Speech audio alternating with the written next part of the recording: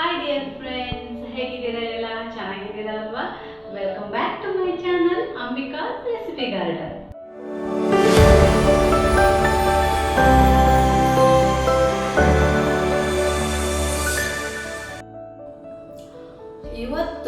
ಇವತ್ತು ಕೂಡ ನಾನೊಂದು ಕುಂದಾಪುರ ಸ್ಟೈಲ್ ಟ್ರೆಡಿಷನಲ್ ಡಿಶನ್ನೇ ಮಾಡೋಕ್ಕೆ ಹೊರಟಿದ್ದೇನೆ. ಕುಂದಾಪುರ ಚಿಕನ್ ಸಾರು, ನಾಟಿ ಕೋಳಿ ಅಥವಾ ಊರುಕೋಳಿಯ ಚಿಕನ್ ಸಾರನ್ನು ಮಾಡಲಿಕ್ಕೆ ಹೊರಟಿದ್ದೇನೆ. ಸೊ ಅದಕ್ಕೆ ಏನೆಲ್ಲ ಇಂಗ್ರೀಡಿಯೆಂಟನ್ನು ನಾವು ಹಾಕ್ತೇವೆ ಅನ್ನೋದನ್ನು ನೋಡೋಣ. ನಾನು ಹೇಗೆ ರೆಸಿಪಿಯನ್ನು ಅಡುಗೆಯನ್ನು ಮಾಡ್ತೇನೆ ನೋಡೋಣ ಬನ್ನಿ. ಕುಂದಾಪುರ ಚಿಕನ್ ಕರಿ ಮಾಡಲಿಕ್ಕೆ ಏನೆಲ್ಲ ಇಂಗ್ರೀಡಿಯೆಂಟ್ ಬೇಕು ಅದನ್ನು ನೋಡ್ಕೊಳ್ಳೋಣ. ನಾನಿಲ್ಲಿ ಎಲ್ಲ ಇಂಗ್ರೀಡಿಯೆಂಟನ್ನು ಇಟ್ಕೊಂಡಿದ್ದೀನಿ, ಒಂದೊಂದಾಗಿ ನೋಡ್ಕೊಳ್ತಾ ಹೋಗೋಣ. ಕುಂದಾಪುರ ಚಿಕನ್ ಕರಿಗೆ ಮೊದಲನೇದಾಗಿ ನಾಟಿ ಕೋಳಿ ಅಥವಾ ಊರುಕೋಳಿಯನ್ನು ತಗೊಂಡಿದ್ದೇನೆ. 1-1.5 ಕಿಲೋ ಆಗುವಷ್ಟು ಊರುಕೋಳಿಯನ್ನು ತಗೊಂಡಿದ್ದೇನೆ. ಹಾಗೆ ನಮಗೆ ಕರಿ ಮಾಡಲಿಕ್ಕೆ ಕಾಯಿ ಹಾಲು ಬೇಕಾಗ್ತದೆ. ನಾನಿಲ್ಲಿ ಕಾಯಿಯನ್ನು ತುರ್ಕೊಂಡು ತಗೊಂಡಿದ್ದೇನೆ.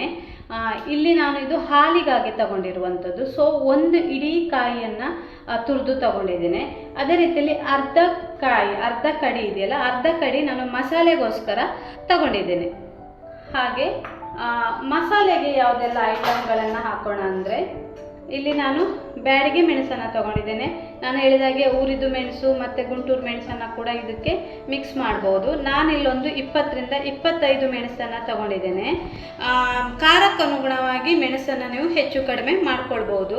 ನಮಗೆ ಸ್ವಲ್ಪ ಖಾರ ಜಾಸ್ತಿ, ಹಾಗಾಗಿ ನಾನು ಸ್ವಲ್ಪ ಖಾರಕ್ಕಾಗಿ ಮತ್ತು ಬ್ಯಾಡಗಿ ಜಾಸ್ತಿ ಖಾರ ಇರುವುದಿಲ್ಲ ಅಂತ ನಾನು ಸ್ವಲ್ಪ ಜಾಸ್ತಿ ತಗೊಂಡಿದ್ದೇನೆ.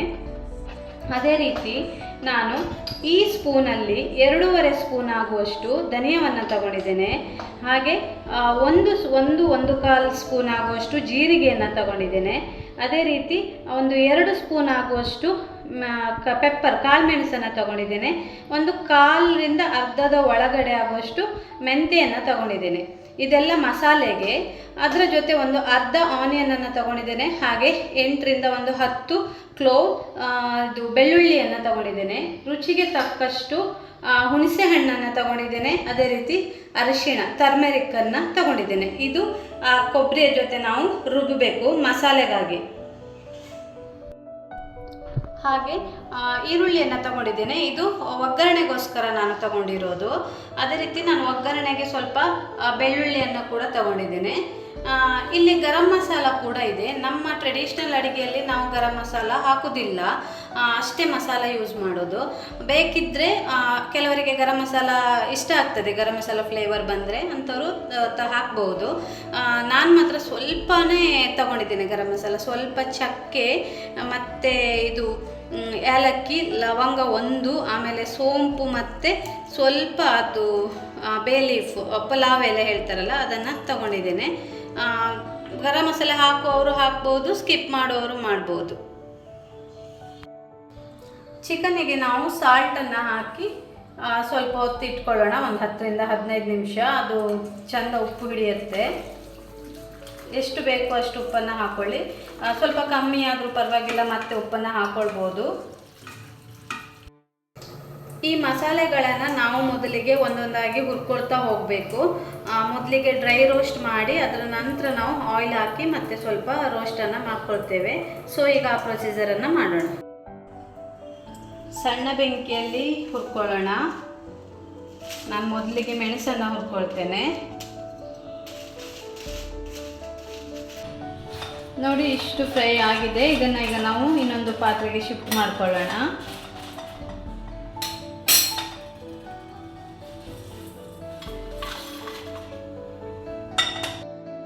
ಇವಾಗ ಕಾಳುಮೆಣಸನ್ನು ಹುರ್ಕೊಳ್ಳೋಣ. ಅದು ಚಟಪಟ ಅಂತ ಸೌಂಡ್ ಬರುತ್ತೆ, ಅಲ್ಲಿ ತನಕ ಹುರ್ಕೊಳ್ಳೋಣ. ಅದೇ ರೀತಿ ಈಗ ಕೊತ್ತಂಬರಿಯನ್ನು ಆ್ಯಡ್ ಮಾಡ್ಕೊಳ್ತಾ ಇದ್ದೇನೆ.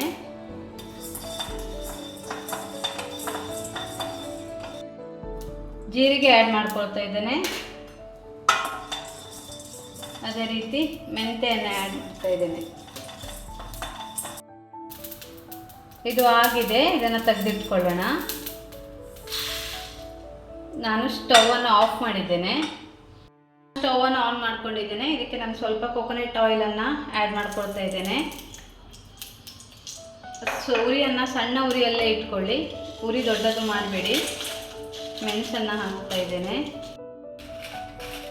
ಇದನ್ನು ಆಯಿಲಲ್ಲಿ ಚೆಂದ ಹುರ್ಕೊಂಡಿದ್ದೇವೆ. ನಂತರ ಈ ಮಸಾಲೆಗಳನ್ನು ಹಾಕೊಳ್ಳೋಣ. ಬೇಕಿದ್ದರೆ ಈ ಸಮಯದಲ್ಲಿ ಗರಂ ಮಸಾಲೆ ಹಾಕೋದಿದ್ದರೆ ಈ ಟೈಮಲ್ಲಿ ಹಾಕ್ಕೊಳ್ಬೋದು. ಹಾಗೆ ಕೊಬ್ಬರಿ ತುರಿಯನ್ನು ಕೂಡ ಆ್ಯಡ್ ಮಾಡ್ಕೊಳ್ಳೋಣ. ಹಾಗೆ ನಾನಿಲ್ಲಿ ಆನಿಯನನ್ನು ಕೂಡ ಹಾಕ್ಕೊಳ್ತಾ ಇದ್ದೇನೆ. ಇದೆಲ್ಲವನ್ನು ಸಣ್ಣ ಉರಿಯಲ್ಲಿ ಫ್ರೈ ಮಾಡಿಕೊಳ್ಳಿ. ಅದು ಪರಿಮಳ ಬರ್ತದೆ ಫ್ರೈ ಆದಮೇಲೆ, ಅಲ್ಲಿಯ ತನಕ ನಿಧಾನವಾಗಿ ಫ್ರೈ ಮಾಡಿಕೊಳ್ತಾ ಇರಿ. ಮಸಾಲ ಎಲ್ಲ ಫ್ರೈ ಆಗಿದೆ. ನಾನು ಸ್ಟವನ್ನು ಆಫ್ ಮಾಡಿದ್ದೇನೆ. ಸ್ವಲ್ಪ ಹೊತ್ತು ತಣಿಲಿಕ್ಕೆ ಬಿಡೋಣ, ಮತ್ತೆ ಇದನ್ನು ರುಬ್ಕೊಳ್ಳುವ. ಇನ್ ಮಿಡಲ್ ನಾವು ಕಾಯಿ ಹಾಲನ್ನು ರುಬ್ಕೊಳ್ಳೋಣ.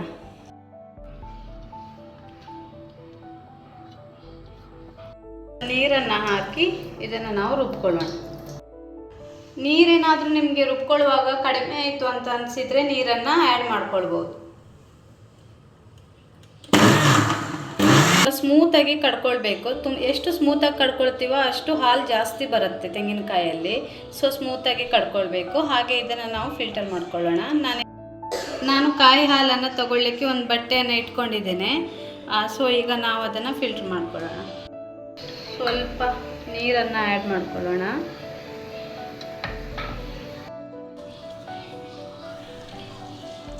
ಇದು ದಪ್ಪ ಕಾಯಿ ಹಾಲು. ಹಾಗೆ ಇನ್ನೊಂದು ಸಲ ನೀರು ಹಾಕಿ ತೆಳು ಕಾಯಿ ಹಾಲು ಅಂತ ಒಂದು ಮಾಡ್ಕೊಳ್ತೇವೆ. ಒಂದು ಸಲ ಇದನ್ನು ಹಿಂಡ್ಕೊಂಡು ದಪ್ಪ ಕಾಯಿ ಹಾಲನ್ನು ತೆಗೆದಿಟ್ಕೊಂಡಿದ್ದೀನಿ. ಮತ್ತೊಮ್ಮೆ ನೀರನ್ನು ಮಿಕ್ಸ್ ಮಾಡಿ ಸ್ವಲ್ಪ ನೀರು ಕಾಯಿ ಹಾಲನ್ನು ತೊಗೊಂಡಿಟ್ಕೊಳ್ಳುವ. ಇದು ಚಿಕನ್ ಬಾಯ್ಲ್ ಮಾಡುವಾಗೆಲ್ಲ ಬೇಕಾಗ್ತದೆ. ಈಗ ಈ ಮಸಾಲೆಯನ್ನು ನಾವು ರುಬ್ಕೊಳ್ಳೋಣ. ನಾನು ಬಂದುಬಿಟ್ಟು ಇದನ್ನು ಗ್ರೈಂಡರಲ್ಲಿ ರುಬ್ಕೊಳ್ತೇನೆ. ನೀವು ಬೇಕಾದರೆ ಮಿಕ್ಸಿಯಲ್ಲಿ ಕೂಡ ರುಬ್ಕೊಳ್ಬೋದು. ಈ ಮಸಾಲೆ ರುಬ್ಕೊಳ್ಳುವಾಗ ನಾವು ಇದಕ್ಕೆ ಹುಣಸೆಹಣ್ಣು ಮತ್ತು ಟರ್ಮರಿಕ್ಕನ್ನು ಆ್ಯಡ್ ಮಾಡುವ. ಅದೇ ರೀತಿಯಲ್ಲಿ ಒಂದು 7-8 ಕ್ಲೋಸ್ ಬೆಳ್ಳುಳ್ಳಿಯನ್ನು ಆ್ಯಡ್ ಮಾಡಿಕೊಂಡು ರುಬ್ಕೊಳ್ಳೋಣ.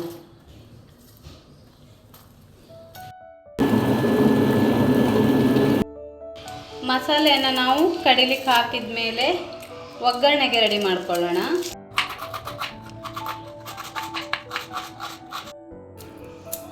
ಒಗ್ಗರಣೆಗೆ ಸ್ವಲ್ಪ 7-8 ಬೆಳ್ಳುಳ್ಳಿಯನ್ನು ತಗೊಂಡು ಜಜ್ಕೊಳ್ತಾ ಇದ್ದೇನೆ.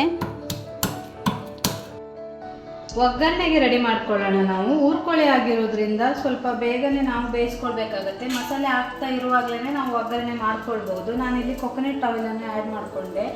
ಅದೇ ರೀತಿ ಸ್ವಲ್ಪ ತುಪ್ಪವನ್ನು ಕೂಡ ಹಾಕ್ಕೊಳ್ಳೋಣ. ಒಂದು ಸ್ಪೂನ್ ತುಪ್ಪವನ್ನು ಆ್ಯಡ್ ಮಾಡ್ತಾ ಇದ್ದೇನೆ. ಇದು ಸ್ವಲ್ಪ ಎಳೆದಿದೆ ಊರ್ಕೊಳ್ಳಿ, ಹಾಗಾಗಿ ನಾನು ಓಪನ್ ಪಾನಲ್ಲೇ ಬೇಯಿಸ್ಕೊಳ್ತಾ ಇದ್ದೇನೆ. ಇಲ್ಲ ಅಂದರೆ ಕುಕ್ಕರಲ್ಲಿ ವಿಸಿಲ್ ತೆಗಿಬೋದು. ಎಣ್ಣೆ ಕಾದಿದೆ. ಈ ಟೈಮಲ್ಲಿ ನಾನು ಜಜ್ಜಿ ಇಟ್ಕೊಂಡಿರೋ ಬೆಳ್ಳುಳ್ಳಿಯನ್ನು ಆ್ಯಡ್ ಮಾಡ್ಕೊಳ್ತೇನೆ. ಬೆಳ್ಳುಳ್ಳಿ ಸ್ವಲ್ಪ ಕೆಂಬಣ್ಣಕ್ಕೆ ಬಂದ ನಂತರ ಆನಿಯನನ್ನು ಆ್ಯಡ್ ಮಾಡ್ಕೊಳ್ಳೋಣ. ಬೆಳ್ಳುಳ್ಳಿ ಕೆಂಪಾಗಿದೆ. ಈ ಟೈಮಲ್ಲಿ ನಾವು ಆನಿಯನನ್ನು ಆ್ಯಡ್ ಮಾಡ್ಕೊಳ್ಳೋಣ. ಸ್ವಲ್ಪ ಸಾಲ್ಟನ್ನು ಆ್ಯಡ್ ಮಾಡಿ. ಆನಿಯನ್ ಬೇಗ ಕೆಂಬಣ್ಣಕ್ಕೆ ಬರುತ್ತೆ. ನೋಡಿ, ಆನಿಯನ್ ಇದು ಕಲರ್ ಚೇಂಜ್ ಆಗಿದೆ. ಈ ಟೈಮಲ್ಲಿ ನಾವು ಚಿಕನನ್ನು ಆ್ಯಡ್ ಮಾಡ್ಕೊಳ್ಳೋಣ. ಇದಕ್ಕೆ ಊರ್ಕೊಳ್ಳಿ ಆಗಿರೋದ್ರಿಂದ ಈರುಳ್ಳಿಯನ್ನು ತುಂಬ ಕೆಂಬಣ್ಣಕ್ಕೆ ಬರುತ್ತೆ ಹಾಗೆ ಬೇಯಿಸ್ಕೊಳ್ಬೇಕಂತ ಇಲ್ಲ. ಕೆಲವರು ಈರುಳ್ಳಿ ಜೊತೆಗೇನೆ ಚಿಕನನ್ನು ಆ್ಯಡ್ ಮಾಡ್ಕೊಳ್ತಾರೆ. ಇದನ್ನು ಮುಚ್ಚಿ, ಇದು ಸೈಡಲ್ಲಿ ನೀರು ಬಿಡ್ತದೆ, ನೀರು ಬಿಡುವ ತನಕ ಮುಚ್ಚಿ ಇಡೋಣ. ಮೀಡಿಯಮ್ ಫ್ಲೇಮಲ್ಲಿ ಇಡಿ. ಅದು ನೀರು ಬಿಡೋ ತನಕ ಮೀಡಿಯಮ್ ಫ್ಲೇಮಲ್ಲಿ ಇಡಿ, ಮತ್ತೆ ಸಿಮ್ಮಲ್ಲಿ ಇಡಬೇಕು. ಇವಾಗ ನೋಡಿ, ನೀರು ಬಿಡಲಿಕ್ಕೆ ಸ್ಟಾರ್ಟ್ ಆಗಿದೆ ಚಿಕನ್, ನೋಡ್ತಾ ಇರ್ಬೋದು. ಈ ಟೈಮಲ್ಲಿ ನಾವು, ಅಂದರೆ ಇದು ಊರ್ಕೊಳ್ಳಿ ಆಗಿರೋದ್ರಿಂದ ಬಾಯ್ಲ್ ಆಗಲಿಕ್ಕೆ ಟೈಮ್ ಬೇಕು, ಹಾಗಾಗಿ ನಾನು 2ನೇ ಸಲ ಕಾಯಿ ಹಾಲು ತೆಗೆದುಕೊಂಡೆ ಅಲ್ವಾ, ಅದನ್ನು ಆ್ಯಡ್ ಮಾಡ್ಕೊಳ್ಳೋಣ. ನೀವು ಒಂದು ವೇಳೆ ಕುಕ್ಕರಲ್ಲಿ ವಿಸಿಲ್ ಹಾಕೋದಾದರೂ ಕೂಡ ಈ ಕಾಯಿ ಹಾಲನ್ನೇ ಹಾಕಿ ವಿಸಿಲ್ ಹೊಡೆಸ್ಕೊಳ್ಬೋದು. ನಾನಿವತ್ತು ಹೀಗೆ ಮಾಡ್ತಾ ಇದ್ದೇನೆ.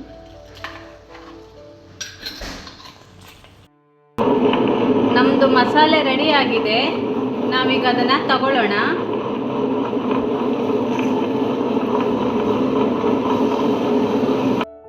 ಇಷ್ಟು ಮಸಾಲೆ ಆಗಿದೆ, ಬಟ್ ನಮ್ಗೆ ಇಷ್ಟೇ ಬೇಕಂತ ಇಲ್ಲ, ಎಷ್ಟು ಬೇಕಷ್ಟು ಮಸಾಲೆಯನ್ನು ಹಾಕ್ಕೊಳ್ಳುವ.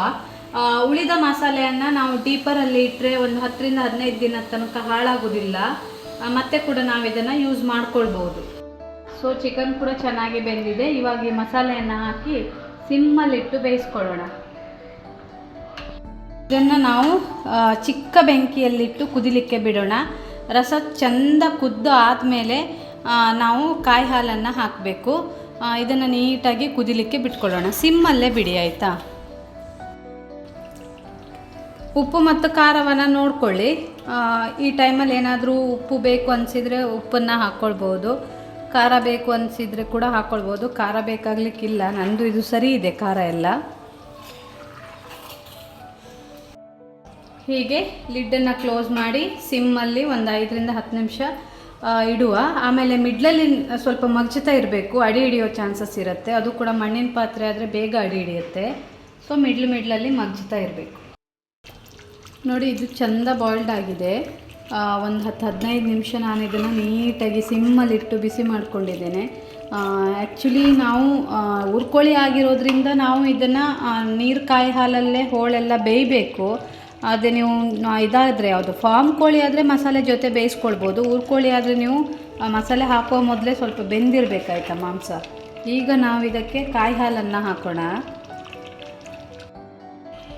ನಾನು ಮೊದಲಿಗೆ ರೆಡಿ ಮಾಡಿ ಮಾಡ್ಕೊಂಡಿದ್ದೆ ಅಲ್ವ ದಪ್ಪ ಕಾಯಿ ಹಾಲು, ಅದನ್ನು ಈ ಟೈಮಲ್ಲಿ ಆ್ಯಡ್ ಮಾಡ್ಕೊಳ್ಳೋಣ. ಆ್ಯಕ್ಚುಲಿ ರಿಯಲ್ ಟೇಸ್ಟ್ ಬರುವುದೇ ಈ ಟೈಮಲ್ಲಿ ಆಯಿತಾ, ಕಾಯಿ ಹಾಲು ಹಾಕಿದ ಮೇಲೇ. ಕನ್ಸಿಸ್ಟೆನ್ಸಿ ನೋಡಿಕೊಂಡು ನಿಧಾನ ಕಾಯಿ ಹಾಲು ಹಾಕಿ. ಇದಿಷ್ಟು ಹಿಡಿತದೆ.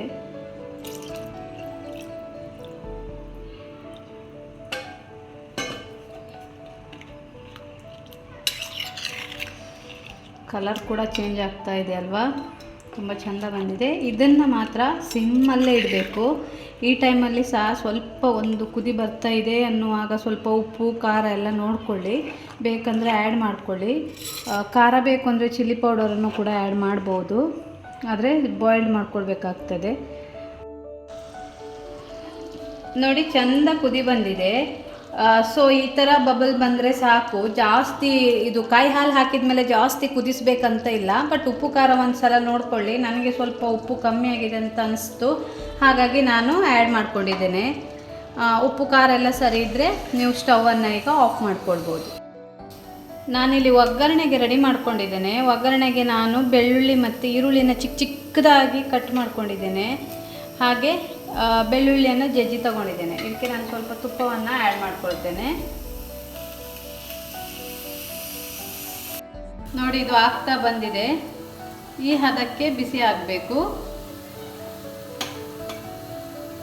ನೋಡಿ, ಈ ಥರ ಬ್ರೌನ್ ಆಗಿ ಫ್ರೈ ಮಾಡ್ಕೊಳ್ಬೇಕು.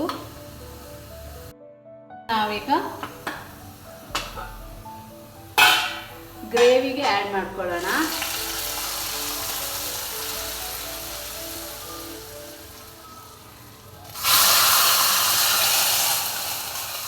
ಒಳ್ಳೆ ಪರಿಮಳ ಬರ್ತಾ ಇದೆ. ಮೊದಲೆಲ್ಲ ಏನು ಮಾಡ್ತಾಯಿದ್ರು, ಒಂದು ಕಲ್ಲು ಸಿಗ್ತಾ ಇತ್ತು, ಬೆಣಗಲ್ಲು ಅಂತ. ಅದನ್ನು ನಮ್ಮ ಕಡೆ ನಾವು ಒಲೆಯಲ್ಲಿ ಹಾಕ್ಬಿಟ್ಟು ಅದು ಫುಲ್ ರೆಡ್ಡಾಗಿ ಬರುತ್ತೆ. ಅದನ್ನು ಬೆಳ್ಳುಳ್ಳಿ ಜೊತೆ ಹಾಕಿ ಎಣ್ಣೆ ಹಾಕ್ಬಿಟ್ಟು ಅಥವಾ ತುಪ್ಪ ಹಾಕ್ಬಿಟ್ಟು ಇದ್ರೊಳಗಡೆ ಒಗ್ಗರಣೆ ಕೊಡ್ತಾಯಿದ್ರು. ಅದು ಇನ್ನೂ ಟೇಸ್ಟ್ ಇರುತ್ತೆ. ಸೊ ಈಗ ಅದೆಲ್ಲ ಸಿಗಲ್ಲ. ಸಿಕ್ಕಿದ್ರು ನಮಗೆಲ್ಲ ಮಾಡೋಕ್ಕೆ ಸ್ವಲ್ಪ ಕಷ್ಟ. ಸೊ ನಾವು ಈ ರೀತಿ ಒಗ್ಗರಣೆ ಹಾಕ್ತೇವೆ. ಲಿಡ್ಡನ್ನು ಕ್ಲೋಸ್ ಮಾಡಿ ಒಂದು 5 ನಿಮಿಷ ಇಡುವ.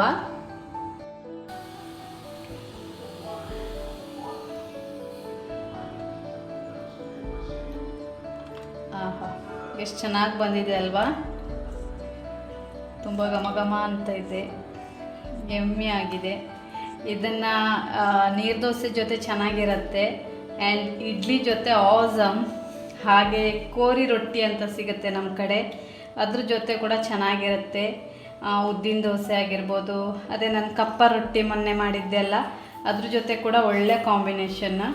ತುಂಬ ಚೆನ್ನಾಗಿದೆ, ತುಂಬ ಚೆನ್ನಾಗಿ ಬರುತ್ತೆ ಆಯಿತಾ. ನಾನಿಲ್ಲಿ ನೀರು ದೋಸೆ ಜೊತೆ ಇದನ್ನು ಟೇಸ್ಟ್ ಮಾಡಿ ನೋಡೋಣ ಅಂತ ನೀರು ದೋಸೆ ತಗೊಂಡೆ. ಅಲ್ಲ, ಚೆನ್ನಾಗಿ ಬರುತ್ತೆ, ನೋಡೋದೇನಲ್ಲ. ನೀರು ದೋಸೆ ಜೊತೆ ನನಗೆ ತುಂಬ ಇಷ್ಟ, ಹಾಗಾಗಿ ನಾನು ನೀರು ದೋಸೆ ತೊಗೊಂಡಿದ್ದೇನೆ. ಈ ನೀರು ದೋಸೆ ರೆಸಿಪಿಯನ್ನು ನಾನು ನೆಕ್ಸ್ಟ್ ವಿಡಿಯೋದಲ್ಲಿ ಅಪ್ಲೋಡ್ ಮಾಡ್ತೇನೆ.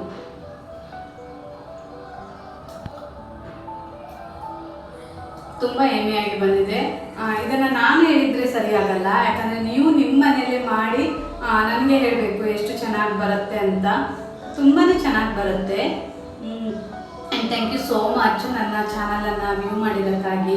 ಹಾಗೆ ಯಾರೆಲ್ಲ ಇನ್ನೂ ಕೂಡ ನನ್ನ ಚಾನಲನ್ನು ಸಬ್ಸ್ಕ್ರೈಬ್ ಮಾಡಲಿಲ್ಲ, ದಯವಿಟ್ಟು ನನ್ನ ಚಾನಲನ್ನು ಸಬ್ಸ್ಕ್ರೈಬ್ ಮಾಡಿಕೊಳ್ಳಿ. ಹಾಗೆ ಪಕ್ಕದಲ್ಲಿರುವ ಬೆಲ್ ಐಕಾನನ್ನು ಪ್ರೆಸ್ ಮಾಡಿ. ಇದರಿಂದಾಗಿ ನಿಮಗೆ ನನ್ನ ಎಲ್ಲ ವಿಡಿಯೋದ ನೋಟಿಫಿಕೇಷನ್ ಬರ್ತದೆ. ಹಾಗೆ ನನ್ನ ವಿಡಿಯೋವನ್ನು ಶೇರ್ ಮಾಡಿ, ಲೈಕ್ ಮಾಡಿ, ಕಮೆಂಟ್ ಮಾಡಿ, ಹಾಗೆ ನನಗೆ ಸಪೋರ್ಟ್ ಮಾಡಿ. Please keep watching and keep supporting me. Thank you so much.